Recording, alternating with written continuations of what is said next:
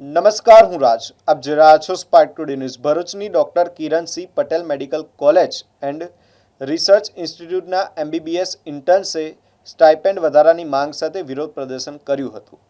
Civil hospital કેમ્પસમાં 150થી વધુ intern શાંતિપૂર્ણ રીતે બેસી પોતાની માંગણીઓને લઈને વિરોધ નોંધાવ્યો હતો. વિદ્યાર્થીઓએ કોલેજના ડીન, પ્રિન્સિપાલ અને મેનેજમેન્ટને લેખિત રજૂઆત કરી હાલ મળતા માસિક 15,300 રૂપિયાના સ્ટાઇપેન્ડને વધારી 21,800 રૂપિયા કરવાની માંગ કરી છે. વિદ્યાર્થીઓનું કહેવું છે કે તેઓ emergency duty, ward management, OPD સહિત દર્દીઓની સારવારમાં મહત્વની જવાબદારી નિભાવે છે.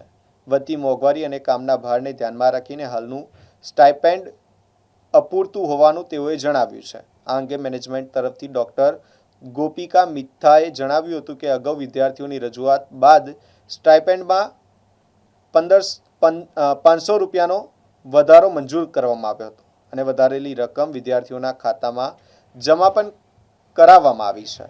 તેમણે વધુમાં જણાવ્યું કે વિદ્યાર્થીઓની માંગણીઓ અંગે મુખ્ય મેનેજમેન્ટ સાથે બેઠક યોજી ચર્ચા કરવામાં આવશે અને હકારાત્મક ઉકેલ લાવવાનો પ્રયાસ કરવામાં આવશે. મારું નામ ડૉક્ટર ગોપિકા મેઘિયા છે. હું KMCRIમાં ચીફ એડમિનિસ્ટ્રેટિવ ઓફિસર તરીકે ફરજ બજાવું છું. આજે જે અમારા ત્યાંના ઇન્ટર્ન્સ ડૉક્ટર્સ જે સ્ટ્રાઇક પર ઉતરેલા છે સ્ટાઇપન્ડ વધારવાના મુદ્દે, એ બાબતે મારે ખાલી એટલો જ ખુલાસો કરવો છે કે આ વિદ્યાર્થીઓની એપ્લિકેશન અમને 11 તારીખે મળી હતી, 11મી મે, અને એ લોકોની ઇન્ટર્નશિપ ચાલુ થઈ છે 18 મેથી. અને એમનું એક એવું હતું, એ લોકોની એક એપ્લિકેશન એવી હતી કે અમને સ્ટાઇપન્ડમાં વધારો કરી આપો. ગયા વર્ષે જે પહેલી બેચ હતી અમારી, એનું સ્ટાઇપન્ડ હતું 14,800 રૂપિયા. અને આ લોકોએ મને એપ્લિકેશન આપી, એના પછી અમારી મેનેજમેન્ટ સાથેની મિટિંગ થઈ. મેનેજમેન્ટે આ વિષય પર થોડું ધ્યાન આપ્યું અને એ લોકોના સ્ટાઇપન્ડમાં અમે લોકોએ 500 રૂપિયાનો વધારો કરીને આપ્યો. જે એપ્લિકેશન એ લોકોએ આપેલી હતી 11/5 એના સંદર્ભે અમે એ લોકોને વધારો કરીને આપેલો છે સ્ટાઇપન્ડનો. હાલનું સ્ટાઇપન્ડની રકમ છે 15,300 રૂપિયા. અને આ જે રકમ છે એ લોકોના અકાઉન્ટમાં સ્ટાઇપન્ડ પેટે જમા પણ કરી દેવામાં આવેલી છે.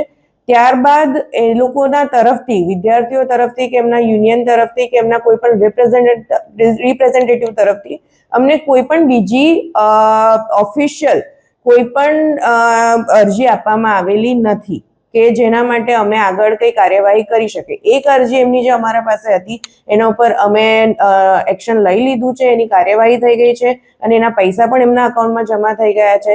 તેમ છતાં જો એ લોકોને અમારા CMD સાહેબને મળવું હતું, એમને મિટિંગ કરવી હતી આ મુદ્દે આગળ વાત કરવા માટે, જે અંગેની મિટિંગ 13મી તારીખે બરોડા ખાતે નિર્ધારિત પણ કરવામાં આવેલી હતી અને જેમાં એમને સાંભળવાનો પણ વિષય મૂકવામાં આવવાનો હતો અને એમના પ્રશ્નો નિરાકરણ લાવવાનું ટ્રાય કરવામાં આવવાનું હતું.